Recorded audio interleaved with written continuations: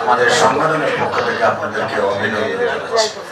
বিশেষ করে আজকে যারা উপস্থিত হয়েছে আপনারা প্রত্যেকেই এক একটা রাজনৈতিক দলের চেয়ারম্যান অথবা মহাসচিব মহোদয় উপস্থিত হয়েছেন, সভাপতি অথবা সাধারণ সম্পাদক মহোদয় উপস্থিত হয়েছেন।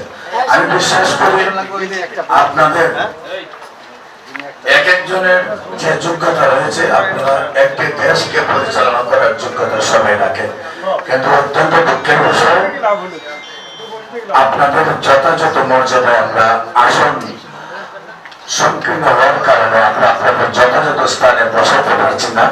সেই জন্য আপনাদের কাছে ক্ষমা প্রার্থী। আপনারা প্রত্যেকে এখানে প্রধান অতিথি হওয়ার যোগ্যতা রাখেন। আপনারা এখানে সবাই একটি প্রোগ্রামকে আয়োজন করে আপনারা সমাপ্ত করার সময় করে থাকেন। বিশেষ করে আমরা আপনাদের যে যথাযথ মর্যাদা দিতে পারি নাই, সেই জন্য আমাদের পক্ষ থেকে আপনাদেরকে দুঃখ প্রকাশ করছি। পাশাপাশি আজকের সংলাপ মূলত জাতীয় সংসদের নির্বাচনে কিভাবে সুষ্ঠু সুন্দরভাবে নির্বাচন করে এদেশের জনগণের ভোটের অধিকার ফিরিয়ে দেওয়া যায়, এটাই আমাদের মূল উদ্দেশ্য। আমরা দেখতে পাই আমরা যারা ইসলামী সমন্বয় পরিষদ করি, আমরা এক একজন এক একটি রাজনৈতিক দলের, আমরা কিন্তু ইসলামী সমন্বয় পরিষদে আসলে আমরা আমাদের কোনো রাজনৈতিক পরিচয় আমরা রাখি না। তবে সকল রাজনৈতিক নেতাদেরকে আমরা কারণ আমাদের আপনার রাজনৈতিক প্ল্যাটফর্ম থেকে যে কথাটুকু আপনি বলতে পারেন না, সেই কথাটুকু যেন ইসলামী সমন্বয় পরিষদের প্ল্যাটফর্ম থেকে আপনি বলতে পারেন। আমরা রাজনৈতিক যেখানে করি আমাদের আদর্শগত কারণে আমরা অনেক কিছু আমাদের দলীয় সিদ্ধান্তের বাইরে আমরা নিতে পারি না সিদ্ধান্ত। সেই জন্য আমাদের ইসলামী সমন্বয় পরিষদ আমরা চিন্তা করি যে প্রত্যেকটি রাজনৈতিক দলের নেতৃবৃন্দ যাতে তার উন্মুক্ত কথা বলতে পারে, রাজনীতির বাইরে যে কথাগুলো বলার প্রয়োজন সেই কথাগুলো যেন বলতে পারে, সেই জন্যই ইসলামী সমন্বয় পরিষদ। এবং আমরা আপনাদেরকে আগামী কাউন্সিলে আপনাদের সবাইকে আমরা আবার আমন্ত্রণ জানাবো। আমরা সবাইকে নিয়ে আছি এবং আপনাদের সবাইকে নিয়ে সামনে ইসলামী সমন্বয় পরিষদ চলবে। তবে আজকে যে বিষয়টা আপনারা দেখছেন, নবাব সিরাজউদ্দৌলার আমল থেকে এই পর্যন্ত আমরা যতই রক্ত দিয়েছি, যতই দেশকে সংস্কার করতে চেয়েছি, যতই মনে করেছি আমার রক্তের বিনিময়ে এই দেশে শান্তি প্রতিষ্ঠা হোক, কিন্তু শান্তি প্রতিষ্ঠার নামে শুধু আমরা ষড়যন্ত্রে লিপ্ত হয়েছি। আমরা শুধু মীর জাফরদেরকে দেখেছি, আমরা মারামারি, কাটাকাটি, হানাহানি, চুরি, ডাকাতি, রাহাজারি, খুন খারাপি, নারী নির্যাতন, নারী হত্যা এই সমাজ থেকে আমরা বিলুপ্ত করতে চেয়েছি। কিন্তু দিন তো দিন নারী নির্যাতন, নারী হত্যা, মারামারি, কাটাকাটি, হানাহানি, চুরি, ডাকাতি, রাহাজারি, খুন খারাপি শুধু দিন তো দিন বেড়েই চলেছে। আজকেও আমরা যে এই নতুন করে দেশ স্বাধীন করার পরেও আজকে আমরা দেখতে পাচ্ছি বর্তমানেও একটি ষড়যন্ত্র কয়েকটি দল শুধু তারাই মিটিং করে, তারাই শুধু যোগাযোগ করে সরকারের সাথে।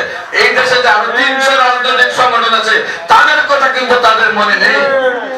আমরা চাই এই সরকার সামনের নির্বাচনে যে এই দেশে রেজিস্ট্রেড সংগঠনের সাথে অরেজিস্ট্রেড আরো 300 রাজনৈতিক সংগঠন আছে, তাদেরকে যেন মূল্যায়ন করে। আমরা দেখতে পাই নির্বাচনের সময় যখন এক একজন যারা নির্বাচন করেন, যে সংগঠনগুলোর রেজিস্ট্রেশন আছে, তারাও নির্বাচনের সময় সরকারের দাবিদারিক সংগঠন না হলে আমাদের সেই সংগঠনগুলো নির্বাচনের সময় কোনো মূল্য থাকে না। তাই আমরা মনে করি যদি সঠিকভাবে নির্বাচন হতে হয়, প্রত্যেকটি রাজনৈতিক দলের চেয়ারম্যান এবং মহাসচিবকে অন্তত নির্বাচন কমিশন পরিচালনার যে অধিকার থাকে, যে ক্ষমতা থাকে, সেই ক্ষমতা প্রত্যেকটি রাজনৈতিক দলের চেয়ারম্যান মহাসচিবের অন্তর্ভুক্ত ওই দিনে দেওয়া প্রয়োজন। বিশেষ করে 300 রাজনৈতিক সংগঠনের চেয়ারম্যান মহাসচিবকে সিকিউরিটি হিসাবে 2 জন করে পুলিশ দেওয়া হয়, মাত্র 600 পুলিশ সিকিউরিটি গার্ড দিলে আমরা একটা নিরাপত্তা মনে করি। আমরা সেই দিন নির্বাচনের দিন দলের প্রধানরা নিজেদের এই কি আত্মমর্যাদা রক্ষা করতে অনেক সময় লুকিয়ে থাকতে হয়, তারা নিরাপত্তাহীন মনে করেন। তাদেরকে নিরাপত্তা দেওয়া প্রথম সরকারের কাজ। প্রত্যেকটি রাজনৈতিক দলের চেয়ারম্যান এবং মহাসচিবকে যেন আগামী নির্বাচনে যথাযথ নিরাপত্তা দেওয়ার ব্যবস্থা করা হয়, সর্বনিম্ন অন্তত 2 জন পুলিশ দিয়ে তাদেরকে সিকিউরিটি ব্যবস্থা যেন করা হয়, এই আবেদনটা সরকারের কাছে রাখছি। পাশাপাশি রাজনৈতিক জাতীয় নির্বাচন সারা বাংলাদেশে একসাথে হওয়ার কারণে সরকার যেহেতু নিয়ন্ত্রণ করতে পারে না, আমরা সরকারের কাছে দাবি রাখছি যে প্রত্যেকটি বিভাগকে আলাদা করে এক একটি বিভাগে যদি আমরা এক একটি নির্বাচন দেই, সারা বাংলাদেশের সকল রাজনৈতিক নেতারা যদি সেইখানে কাজ করে, সারা বাংলাদেশের সকল প্রশাসন যদি সেইখানে কাজ করে, তাহলে ওই বিভাগ থেকে সুন্দরভাবে নির্বাচন করা সম্ভব। আমরা অন্তত যদি সারা বাংলাদেশের নির্বাচনকে কন্ট্রোল করার প্রয়োজন কন্ট্রোল করার মতো ক্ষমতা সরকারের নেই আমরা মনে করি, সেই জন্য আমরা মনে করি প্রত্যেকটা বিভাগকে আলাদা আলাদা 8 দিনে সারা বাংলাদেশের নির্বাচনটা করার জন্য আমরা অনুরোধ করব। বিশেষ করে আপনারা যারা বিভিন্ন রাজনৈতিক সংগঠন রয়েছেন, আপনারা রাজনৈতিক ভাবে ঐক্য হয়ে আজকে আমরা সিদ্ধান্ত নেব কি কি প্রস্তাবগুলি সরকারের কাছে পৌঁছানো উচিত, সেই বিষয়গুলি আপনারা আমাদের সামনে তুলে ধরবেন। এবং আজকে আপনারা সকল রাজনৈতিক দলের চেয়ারম্যান এবং মহাসচিবরা উপস্থিত হয়ে আমাদেরকে ধন্য করেছেন।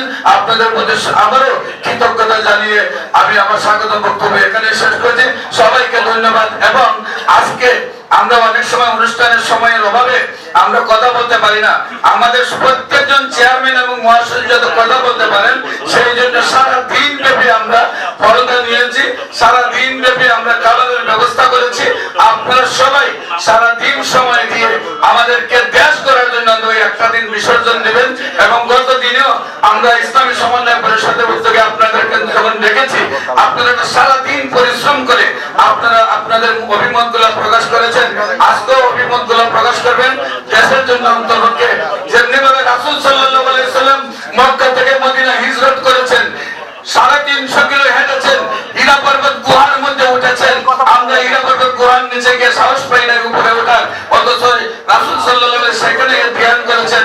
আমাদেরকে ধ্যান করতে হবে, আমাদেরকে সেই মক্কা মদিনার মতো হিজরতের সফর দিতে হবে। নিজেদের সময় এবং মেধা দিয়ে এই দেশ থেকে শান্তির পতাকা নিয়ে আসার জন্য আপনাদেরকে আহ্বান জানিয়ে আমি আমার স্বাগত বক্তব্য এখানে শেষ করছি। আমার আলোচনায় ভুল ত্রুটি হলে ক্ষমা চাচ্ছি। সবাইকে ধন্যবাদ। আসসালামু আলাইকুম ওয়া রাহমাতুল্লাহি ওয়া বারাকাতুহু।